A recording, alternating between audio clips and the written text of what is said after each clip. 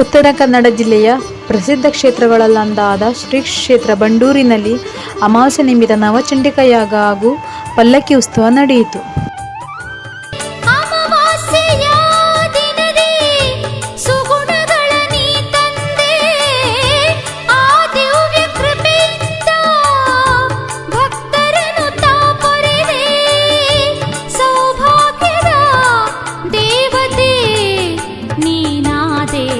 ಶ್ರೀ ಕ್ಷೇತ್ರ ಬಂಡೂರಿನಲ್ಲಿ ಭಕ್ತರ ದುಷ್ಟಶಕ್ತಿ ಬಾಧೆ, ಗ್ರಹಚಾರ ದೋಷ, ಸಂಪತ್ತು ಪ್ರಾಪ್ತಿಗಾಗಿ ಲಲಿತ ಭದ್ರಕಾಳಿ ಹೋಮ ನಡೆಯಿತು.